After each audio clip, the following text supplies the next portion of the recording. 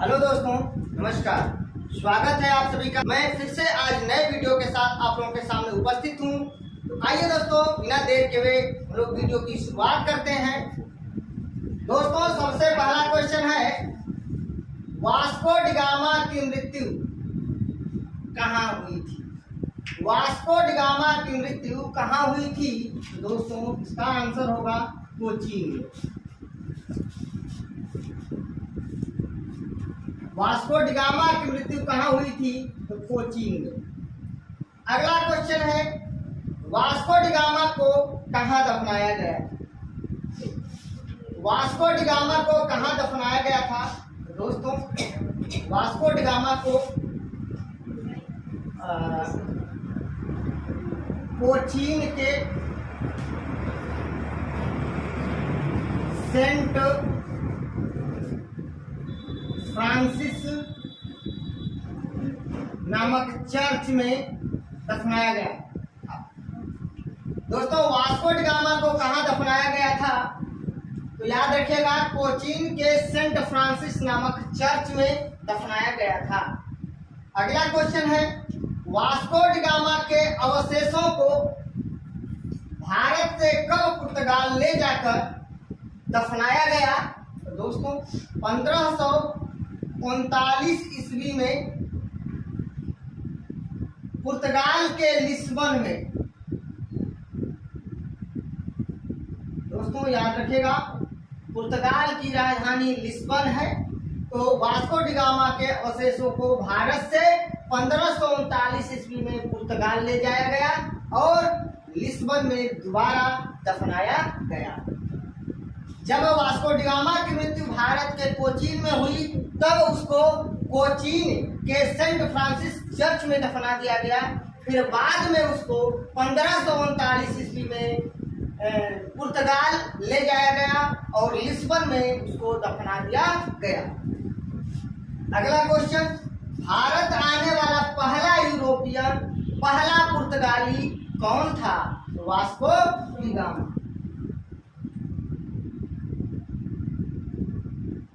Vasco D gamma. उसके बाद दोस्तों, अगला क्वेश्चन है, 1500 ईस्वी में भारत आने वाला दूसरा यूरोपियन या पुर्तगाली कौन था? भारत आने वाला पहला पुर्तगाली, पहला यूरोपियन वास्को डी गामा था, लेकिन दूसरा कौन था? तो दोस्तों, याद रखिए, पेड्रे अल्ब्रेच कैब्रियाल था। कैब्रियाल।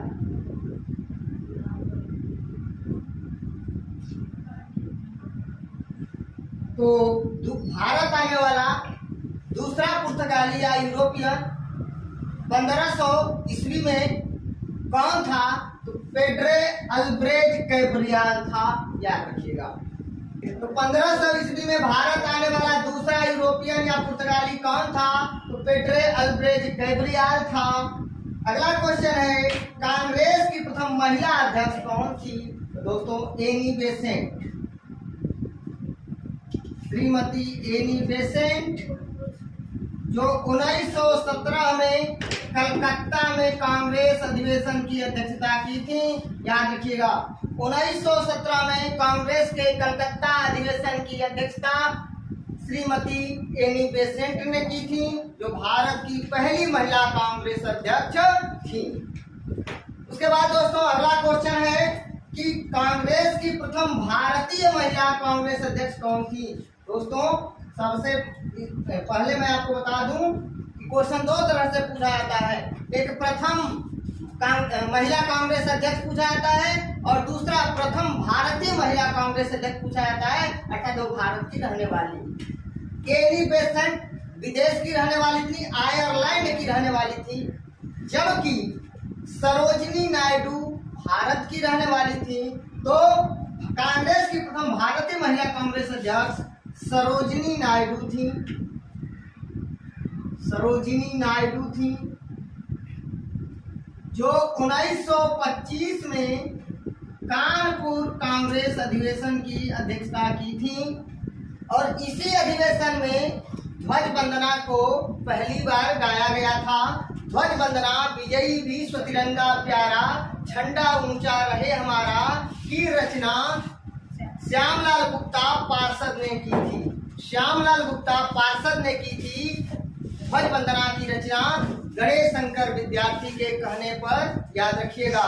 और इसे कांग्रेस के कानपुर अधिवेशन में 1925 में सरोजिनी नायडू की अध्यक्षता में पंडित जवाहरलाल नेहरू की उपस्थिति में इसको गाया गया था। तो इतना जरूर याद रखिएगा। तो भारत की प्रथम महिला कांग्रेस अध्यक्ष एनी बेसेंट 1917 में कलकत्ता अधिवेशन की अध्यक्षता, और भारत की प्रथम भारतीय महिला कांग्रेस अध्यक्ष 1925 में कानपुर अधिवेशन की अध्यक्षता की थी सरोजिनी नायडू। अगले क्वेश्चन की बात करते हैं। कांग्रेस की स्थापना के समय भारत का वायसराय कौन था? अर्थात दोस्तों, कांग्रेस की स्थापना 28 दिसंबर 1885 को हुआ था। एवो ह्यूम ने किया था, अलन ऑक्टेवियन ह्यूम। कांग्रेस का पूर्व नाम INA था, इंडियन नेशनल एसोसिएशन या भारतीय राष्ट्रीय संघ था, जिसका नाम दादा भाई नौरोजी की सलाह पर कांग्रेस रखा गया। कांग्रेस का अर्थ होता है उत्तरदायी लोगों का समूह। उत्तरदायी लोगों का समूह होता है कांग्रेस का अर्थ होता है। और कांग्रेस नाम जो है दादा भाई नौरोजी की सलाह पर रखा गया और INA का नाम बदलकर कांग्रेस रखा गया। कांग्रेस का पहला अधिवेशन बंबई में हुआ था, 1885 में हुआ था, जिसके पहले अध्यक्ष WC बनर्जी थे, जिसे व्योमेश चंद्र बनर्जी भी कहा जाता था। तो ध्यान रखिएगा, कांग्रेस का पहले अधिवेशन की अध्यक्षता WC बनर्जी के थे। कांग्रेस का पहला अधिवेशन बंबई में हुआ था। कांग्रेस के पहले अधिवेशन में कुल 72 प्रतिनिधि शामिल थे। और दोस्तों, कांग्रेस के पहले अधिवेशन में बहुत ही महत्वपूर्ण प्रश्न बताने जा रहा हूं, ध्यान रखिएगा। का आगे इस प्रश्न का उत्तर भी आपको यहीं पे मिल जाएगा कि कांग्रेस के पहले अधिवेशन में 2 मुस्लिम सदस्यों ने भाग लिया था, जबकि कांग्रेस के दूसरे अधिवेशन में 33 मुस्लिम सदस्यों ने भाग लिया था, और कांग्रेस के तीसरे अधिवेशन में 81 मुस्लिम सदस्यों ने भाग लिया था, और कांग्रेस के चौथे अधिवेशन में 221 मुस्लिम सदस्यों ने भाग लिया था। तो याद रखिएगा दोस्तों, कांग्रेस की स्थापना के समय भारत का वायसराय लॉर्ड डफरिन था। याद रखिएगा, लॉर्ड डफरिन था। और लॉर्ड डफरिन ने कांग्रेस को सूक्ष्मदर्शी अल्पसंख्यकों की संस्था कहकर के मजाक उड़ाया था। कांग्रेस को लॉर्ड डफरिन ने सूक्ष्मदर्शी अल्पसंख्यकों की संस्था कहकर के मजाक उड़ाया था। यह प्रश्न पूछा जाता है कि निम्नलिखित में से किस वायसराय ने कांग्रेस को सूक्ष्मदर्शी अल्पसंख्यकों की संस्था कहकर के मजाक उड़ाया था? तो लॉर्ड डफरिन ने। तो दोस्तों, कांग्रेस के स्थापना के समय भारत का वायसराय लॉर्ड डफरिन था। लॉर्ड डफरिन था। आगे बढ़ते हैं। कांग्रेस के दूसरे अधिवेशन में मुस्लिम सदस्यों की संख्या अभी मैंने बता दिया 33। कांग्रेस के पहले अधिवेशन में 2 मुस्लिम सदस्य, दूसरे अधिवेशन में 33 मुस्लिम सदस्य, तीसरे अधिवेशन में 81 मुस्लिम सदस्य, और चौथे अधिवेशन में 221 मुस्लिम सदस्य थे। तो दोस्तों, वास्को डी गामा की मृत्यु कोचीन में हुआ। वास्को डी गामा को दफनाया गया था कहां पर? कोचीन के सेंट फ्रांसिस चर्च में। वास्को डी गामा के अवशेषों को भारत से कब पुर्तगाल ले जाकर दफनाया गया? 1539 में लिस्बन में दफनाया गया था। लिस्बन में दफनाया गया था। भारत आने वाला पहला यूरोपियन, पहला पुर्तगाली वास्को डी गामा था, जो 1498 ईस्वी में कालीकट के तट पर आया था। अब्दुल मजीद ने उसकी सहायता की थी और जमोरिन ने उसका स्वागत किया था। जमोरिन जाति का ब्राह्मण। दोस्तों, 1500 ईस्वी में भारत आने वाला दूसरा यूरोपियन या पुर्तगाली कौन था? पेड्रे अल्ब्रेज कैब्रियल था। कांग्रेस की प्रथम महिला अध्यक्ष एनी बेसेंट 1917 में कलकत्ता अधिवेशन की अध्यक्षता की थी। कांग्रेस की प्रथम भारतीय महिला कांग्रेस अध्यक्ष सरोजिनी नायडू थी। जो 1925 में कानपुर अधिवेशन की अध्यक्षता की थी। कांग्रेस की स्थापना के समय भारत का वायसराय लॉर्ड डफरिन था। कांग्रेस की स्थापना उधर हो रहा था और डफरिन डफला बजा रहा था। तो ऐसे आपको याद हो गया होगा कि कांग्रेस की जब स्थापना हो रहा था तो डफरिन डफला बजा रहा था, तो डफला से डफरिन आपको याद आ जाएगा। कांग्रेस के स्थापना के समय भारत का वायसराय लॉर्ड डफरिन और कांग्रेस के दूसरे अधिवेशन में मुस्लिम सदस्यों की संख्या 33 थी। आगे बढ़ते हैं।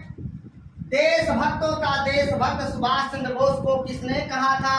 तो दोस्तों, देशभक्तों का देशभक्त सुभाष चंद्र बोस को किसने कहा था? निवेदिता, मिथिलेश, गांधी जी, महात्मा गांधी।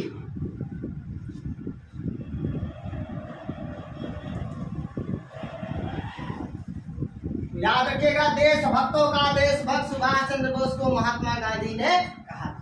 महात्मा गांधी को राष्ट्रपिता किसने कहा था? संदीप, महात्मा गांधी को राष्ट्रपिता का करके किसने संबोधित किया था?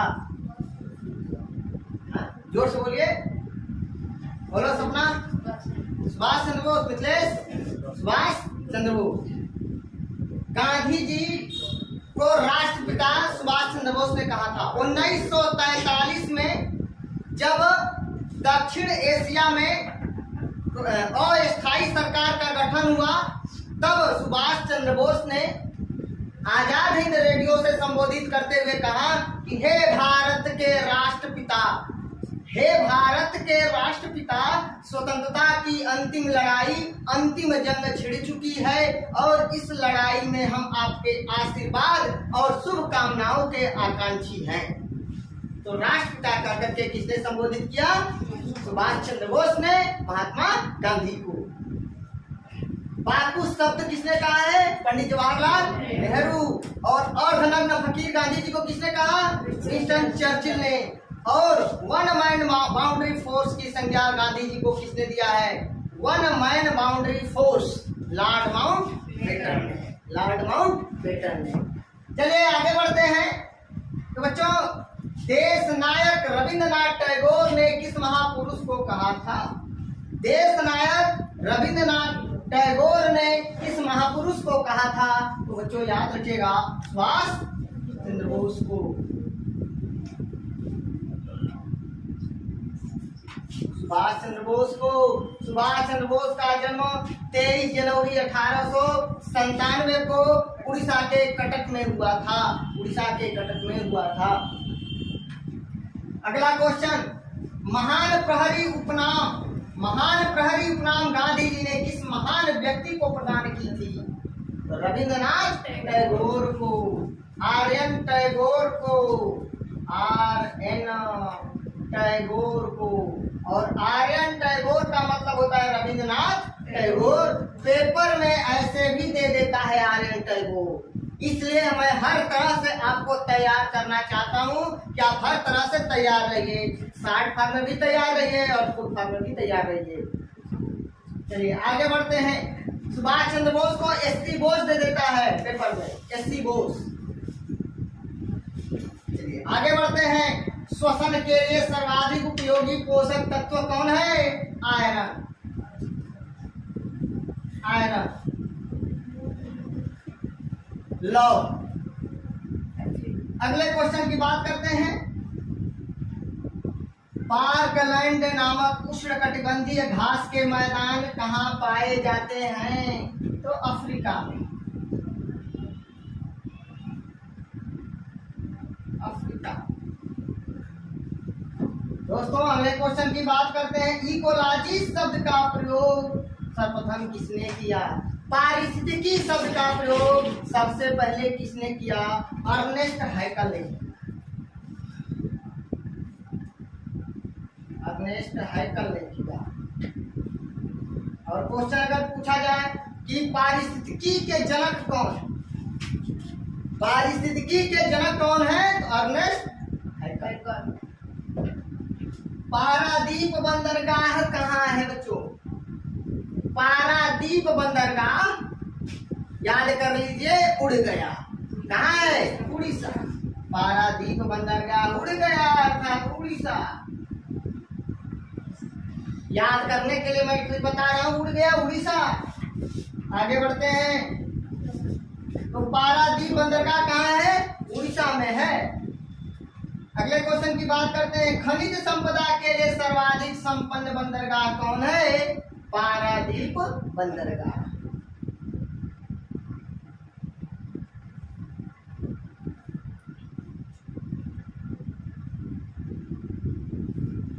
किन्नौर बंदरगाह कहाँ है? तो तमिलनाडु में, याद रखिएगा। किन्नौर बंदरगाह कहाँ है? तमिलनाडु में। चलिए आगे बढ़ते हैं। झील के अध्ययन को क्या कहते हैं? झील के अध्ययन को क्या कहते हैं? लिम्नोलॉजी। Limnology, limnology, limnology. झील के अध्ययन को क्या कहते हैं संदीप? लिम्नोलॉजी। क्या कहते हैं? लिम्नोलॉजी। चलिए, भूकंप के अध्ययन को निकिता बताओ क्या कहते हैं? भूकंप के अध्ययन को निवेदिता, सपना? सिस्मोलॉजी कहते हैं। क्या कहते हैं? सिस्मोलॉजी।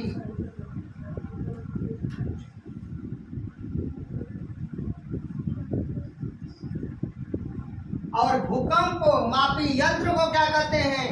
सिस्मोग्राफ। सिस्मोग्राफ। वृक्षों एवं झाड़ियों के अध्ययन को क्या कहते हैं?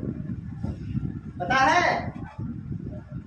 डेंड्रोलॉजी। क्या कहते हैं? डेंड्रोलॉजी। डेंड्रोलॉजी।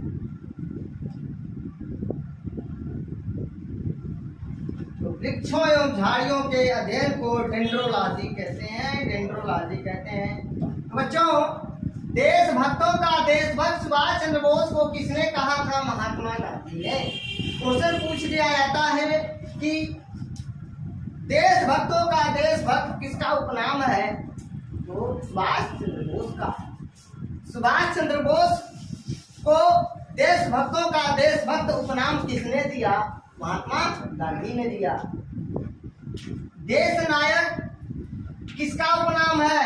तो सुभाष चंद्र बोस का। और सुभाष चंद्र बोस को देश नायक की उपाधि किसने दी? रविंद्रनाथ टैगोर ने। महान प्रहरी उपनाम किसने दिया? गांधी जी ने दिया। किसको दिया?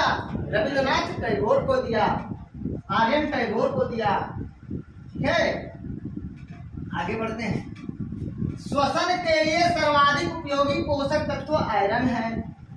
पार्कलैंड नामक उष्णकटिबंधीय घास के मैदान अफ्रीका में पाए जाते हैं।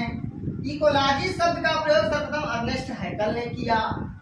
पारिस्थितिकी का पिता अर्नेस्ट हैकल को कहा जाता है। पारादीप बंदरगाह उड़ीसा में है। खनिज संपदा के लिए सर्वाधिक संपन्न बंदरगाह पारादीप बंदरगाह है। झील के अध्ययन को लिम्नोलॉजी कहते हैं। भूकंप के अध्ययन को सिस्मोलॉजी कहते हैं। भूकंप मापी यंत्र को सिस्मोग्राफ कहते हैं। वृक्षों एवं झाड़ियों के अध्ययन को डेंड्रोलॉजी कहते हैं। डेंड्रोलॉजी कहते हैं। दोस्तों आगे बढ़ते हैं। डोंकिया दर्रा, नाथुला दर्रा, जलेपला दर्रा कहाँ है? सपना? निकिता? सिक्किम।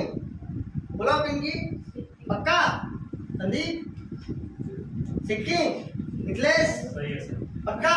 चलिए भाई, तो इसको लॉक कर दिया जाए। सिक्की। ना जलने दो सिक्की को, ना जलने दो सिक्की को। ट्रिक है हमारा, ना जलने दो सिक्की को।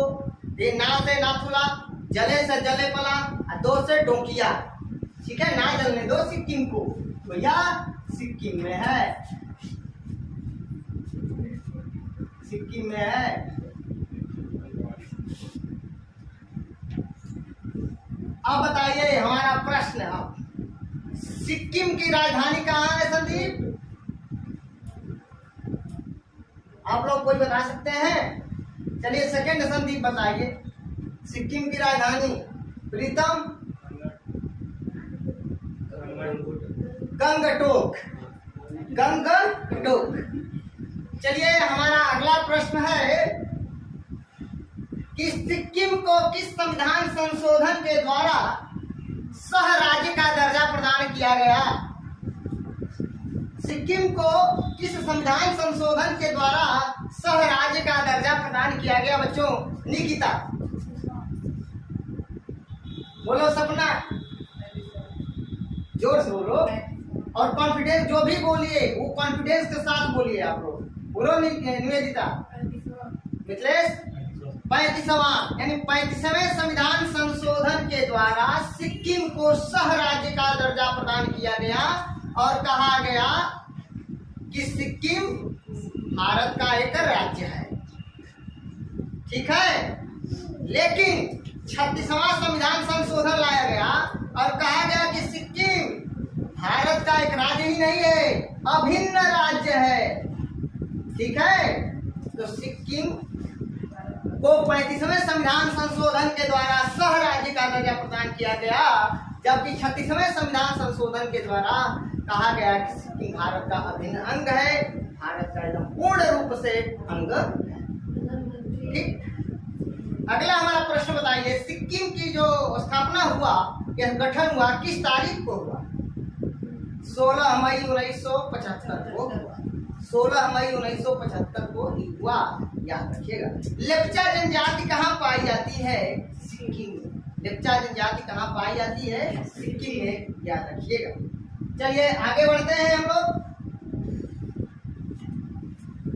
हाँ, एक प्रश्न और हमारे दिमाग में आ गया तो हम पूछेंगे, सिक्किम को भारत में किस अनुच्छेद के अंतर्गत मिलाया गया? 2 या 3? 2। ठीक है, कोई भी बाहरी राज्य, अपने देश का बाहर का कोई भी राज्य या देश भारत में मिलना चाहे तो अनुच्छेद 2 का पालन करेंगे, और अपने ही देश में जब राज्यों को कई भागों में तोड़ना होगा या विभाजित करना होगा तो अनुच्छेद 3 का पालन करेंगे। चलिए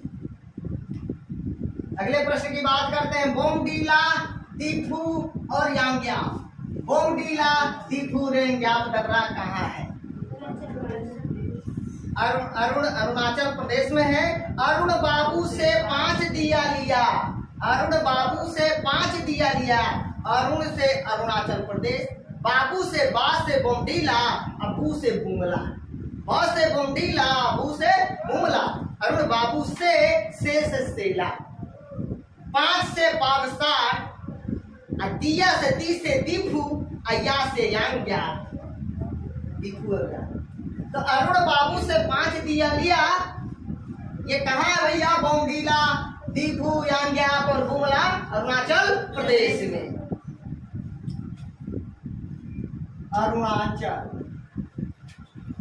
अरुणाचल प्रदेश।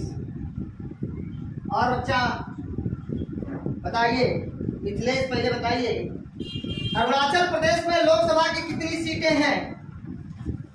अरुणाचल प्रदेश में लोकसभा की कितनी सीटें हैं? बोला पिंकी, गरिमा बाकी रह गई हो, बताओ। पूजा यादव नहीं है, पूजा चौहान बताओ। निकिता, संदीप, ममेत्री अरुण को, ममेत्री अरुण को, मणिपुर, मेघालय, त्रिपुरा, अरुणाचल और गोवा। ममेत्री अरुण गो से 2, ममेत्री अरुण गो हो गया तो 2 सीटें हैं। मेघालय में लोकसभा की कितनी सीटें हैं? 2। त्रिपुरा में कितनी हैं? 2। ममेत्री में से मेघालय, म से मणिपुर, अत्री से त्रिपुरा। ठीक है, ममेत्री अरुण गो। अच्छा ये बता दीजिए मिजोरम में कितनी है? सनम, स से सिक्किम, न से नागालैंड, म से मिजोरम। सनम में एक सीट। सनम, सिक्किम, नागालैंड और मिजोरम, याद रखिए। अगले प्रश्न की बात करते हैं। बाबू, बोमडीला, दीफू और यांग्याप अरुणाचल प्रदेश में। और अगले प्रश्न की बात करते हैं, मंत्री परिषद का अध्यक्ष कौन होता है? तो प्रधानमंत्री होता है। आपके पुलिस के लिए इंपॉर्टेंट प्रश्न है। प्रधानमंत्री यानी पुलिस के लिए ही नहीं, लगभग अधिकांश हर पेपर के लिए इंपॉर्टेंट है कि प्रधानमंत्री परिषद का अध्यक्ष कौन होता है? प्रधानमंत्री होता है। कार्यपालिका का वास्तविक प्रमुख कौन होता है? प्रधानमंत्री होता है। क्योंकि राष्ट्रपति महोदय कार्यपालिका का नाम मात्र का प्रमुख होता है। जब क्वेश्चन पूछेगा कार्यपालिका का अध्यक्ष कौन होता है तो आप लोग कहोगे राष्ट्रपति। कहेगा कि कार्यपालिका का वास्तविक प्रमुख कौन होता है तो कहोगे प्रधानमंत्री। वास्तविक शब्द लग जाएगा तो उसका आंसर बदल जाएगा प्रधानमंत्री। ठीक है, राष्ट्रपति के नाम से सारे काम किए जाते हैं। राष्ट्रपति देश का प्रमुख होता है जबकि प्रधानमंत्री सरकार का प्रमुख होता है। अरे बात समझ में। अगला प्रश्न है, भारत के कितने राज्य तटरेखा पर स्थित हैं? बोला मिथिलेश? 9। संदीप? 9। बोला पूजा? 9। करिमा? 9। निकिता? 9। जोर से बोला। पिंकी? सपना? निवेदिता? बोला प्रीतम? कितना? 9। आप बताइए। 9। आप बताइए। 9 कितना है? 9 कितना भैया? 9। और कौन कौन है? गेट मकेऊ कवंगो। गेट मकेऊ कवंगो देखो, गेट GAT गेट मकेऊ कवंगो मतलब गुजरात, ए से आंध्र प्रदेश, जी से गुजरात, ए से आंध्र प्रदेश, टी से तमिलनाडु, म से महाराष्ट्र, के से केरल, उ से उड़ीसा, क से कर्नाटक, बंग से बंगाल अर्थात पश्चिम बंगाल, गो से गोवा। गेट मकेऊ कवंगो ये 9 राज्य हैं और ये 9 राज्य जो है भारत के समुद्र तट पर स्थित हैं, तटवर्ती राज्य हैं, बेलांचली राज्य हैं, अनूप राज्य हैं। तो याद रखिए। आगे, प्रधानमंत्री अपना त्याग पत्र किसको देते हैं? तो राष्ट्रपति को देते हैं। प्रधानमंत्री अपना त्याग पत्र राष्ट्रपति को देते हैं, याद रखिए। और प्रधानमंत्री की नियुक्ति कौन करता है? राष्ट्रपति करते हैं अनुच्छेद 75 के अंतर्गत। स्वतंत्र भारत के प्रथम सुरक्षा मंत्री कौन थे? सुरक्षा मंत्री का मतलब रक्षा मंत्री। ठीक है, स्वतंत्र भारत के पहले सुरक्षा मंत्री कौन थे? गरिमा? सरदार बलदेव सिंह। सरदार बलदेव सिंह।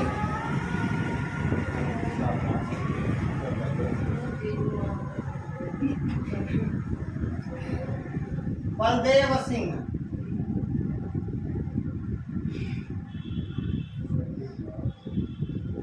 सरदार बलदेव सिंह। चलिए आगे बढ़ते हैं। स्वतंत्र भारत के प्रथम शिक्षा मंत्री कौन थे? बोला निवेदिता? सपना? चक्रवर्ती राजगोपालचारी, सी राजगोपालचारी। क्योंकि मौलाना अबुल कलाम आजाद जो है 1946 के मंत्रिमंडल में थे, जबकि 1947 में यानी स्वतंत्र भारत के हमने पूछा है तो उस समय सी राजगोपालचारी अर्थात चक्रवर्ती राजगोपालचारी।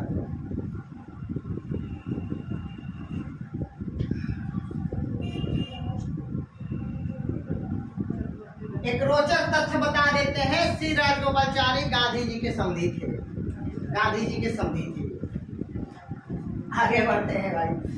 ऊषा कोठी वन्य जीव अभयारण्य कहाँ था? ऊषा कोठी वन्य जीव अभयारण्य उड़ गया, उसे ऊषा अब उसे उड़ीसा। ऊषा कोठी वन्य जीव अभयारण्य उड़ीसा में है।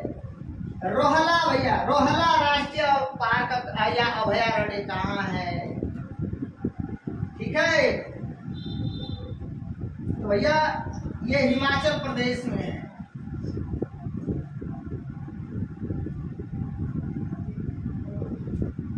रोहला राष्ट्रीय पार्क का अभयारण्य कहाँ है? हिमाचल प्रदेश में है। अखिल भारतीय सेवाएं 3 प्रकार की होती हैं, IAS, IPS और IFS। ये अनुच्छेद 312 में है इसका उल्लेख। अखिल भारतीय सेवाओं का उल्लेख अनुच्छेद 312 में है और संघ लोक सेवा आयोग का उल्लेख अनुच्छेद 315 में है। राज्य लोक सेवा आयोग और संघ लोक सेवा आयोग दोनों का उल्लेख जो है अनुच्छेद 315 में है। ठीक है, UPSC का उल्लेख अनुच्छेद 315 में है। आगे बढ़ते हैं। लोकसभा का अध्यक्ष और उपाध्यक्ष, लोकसभा के अध्यक्ष और उपाध्यक्ष का उल्लेख संविधान के अनुच्छेद 93 में है, 93 में। और याद रख लीजिए, जब यहीं पे बता दिया लोकसभा का अध्यक्ष और उपाध्यक्ष, तो यहीं पे याद कर लीजिए राज्यसभा के सभापति और उपसभापति का उल्लेख अनुच्छेद 89 में है। और अनुच्छेद 64 में है कि भारत का उपराष्ट्रपति राज्यसभा का पदेन सभापति होता है, जो आप लोग जानते थे। 64 ही जानते थे आप लोग कि भारत का उपराष्ट्रपति राज्यसभा का पदेन सभापति होता है, लेकिन अनुच्छेद 89 में राज्यसभा के सभापति और उपसभापति दोनों का उल्लेख किया गया है। आगे बढ़ते हैं बच्चों। कपड़े से जंग के धब्बे हटाने के लिए किस अम्ल का प्रयोग किया जाता है? ऑक्सैलिक अम्ल। ऑक्सैलिक अम्ल।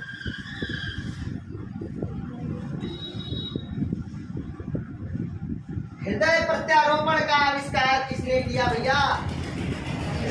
Christian Barnard. क्रिश्चियन बर्नार्ड ने।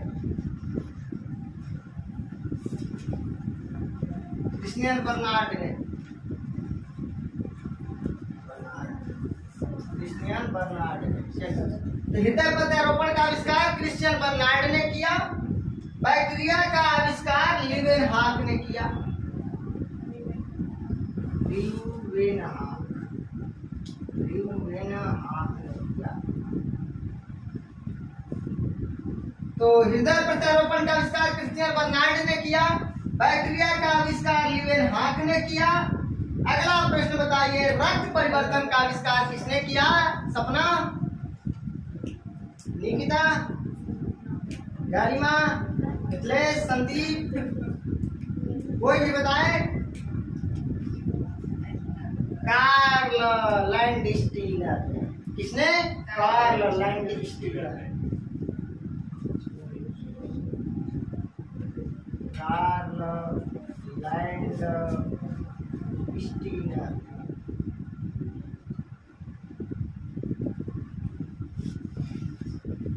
कार्ल लैंडस्टीलर ने रक्त परिवर्तन का आविष्कार किया। तो दोस्तों, डोंकिया दर्रा, नाथुला दर्रा, जलेपला दर्रा सिक्किम में, बोमडिला दर्रा, दीफू दर्रा, यांग्याप दर्रा अरुणाचल प्रदेश में। मंत्रिपरिषद का अध्यक्ष प्रधानमंत्री होता है।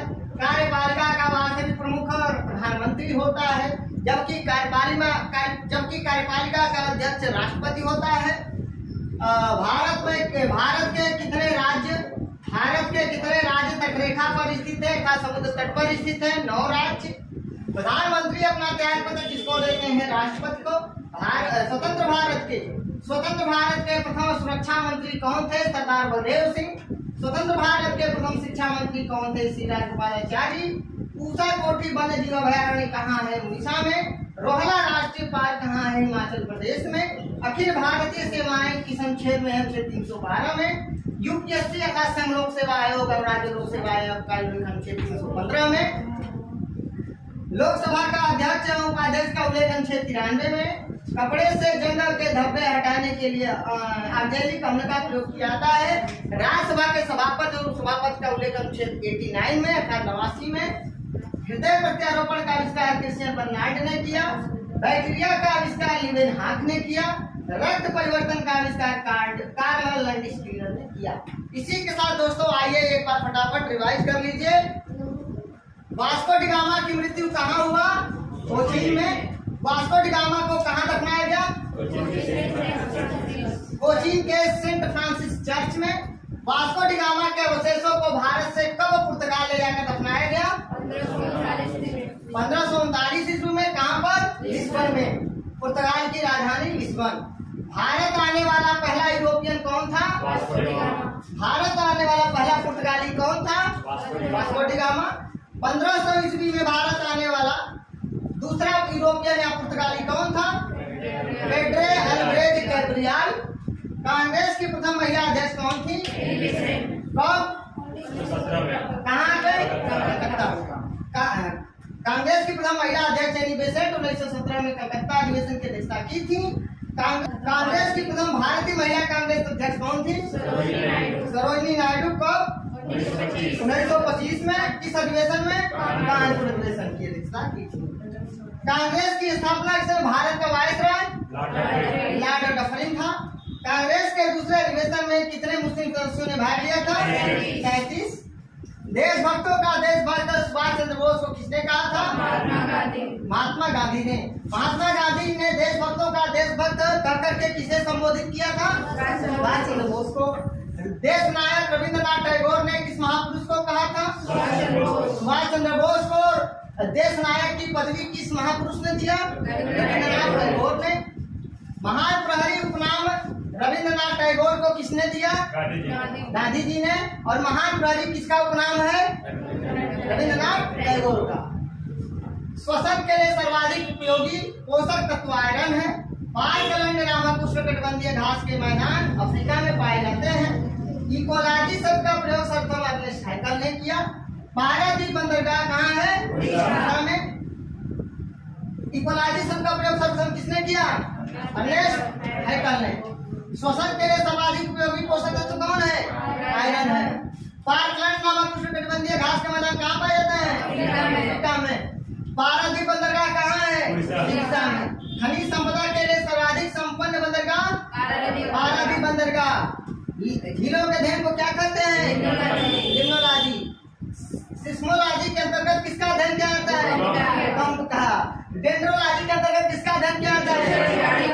वृक्षों एवं झाड़ियों का अध्ययन किया जाता है डेंड्रोलॉजी के। सर्पों का अध्ययन सर्पेंटोलॉजी के अंतर्गत किया जाता है। छिपकली का अध्ययन ओफियोलॉजी के अंतर्गत किया जाता है। डोंगिया दर्रा, नाथुला दर्रा, जलेपला दर्रा सिक्किम में। बोमडीला दर्रा, दीपू दर्रा, यांग्याप दर्रा अरुणाचल प्रदेश में। मंत्रिपरिषद का अध्यक्ष कौन होता है? कार्यपालिका का वार्षिक प्रमुख कौन होता है? प्रधानमंत्री। भारत के कितने राज्य तटरेखा पर स्थित है? 9 राज्य। गेट मकेऊ कबंको। गुजरात, आंध्र प्रदेश, तमिलनाडु, महाराष्ट्र, केरल, उड़ीसा, कर्नाटक, पश्चिम बंगाल और गोवा। प्रधानमंत्री अपना त्यागपत्र किसे देते हैं? राष्ट्रपति को। स्वतंत्र भारत के प्रथम सुरक्षा मंत्री कौन थे? सरदार बलदेव सिंह। स्वतंत्र भारत के प्रथम शिक्षा मंत्री कौन थे? श्री राजगोपालाचारी, चक्रवर्ती राजगोपालाचारी। उषा कोठी वन्य जीव अभयारण्य कहाँ है? उड़ीसा में। रोहला राष्ट्रीय पार्क कहाँ है? सतकोसिया राष्ट्रीय पार्क कहाँ है? उड़ीसा में। ठीक है। सिमली पार्क कहाँ है? उड़ीसा में। भीतरकनिका कहाँ है? उड़ीसा में। सिमली पार्क सिम उड़ी, भीतरकनिका भीत उड़ी, सतकोसिया सत उड़ी। अखिल भारतीय सेवाएं किस अनुच्छेद में? 312 में। लोकसभा का अध्यक्ष और उपाध्यक्ष किस अनुच्छेद में? 93 में। 93 में। राज्यसभा का सभापति और उपसभापति किस अनुच्छेद में? 89 में। 89 में। कपड़े से जंग के धब्बे हटाने के लिए कौन सा अम्ल प्रयोग किया है? ऑक्जेलिकम। हृदय प्रत्यारोपण का आविष्कार क्रिस्टियन बर्नार्ड ने। बैक्टीरिया का आविष्कार लिवेन हाफ ने। रक्त परिवर्तन का आविष्कार कार्ल स्टीनर ने। दोस्तों, अगर स्क्रीनशॉट लेना चाहें तो स्क्रीनशॉट ले सकते हैं।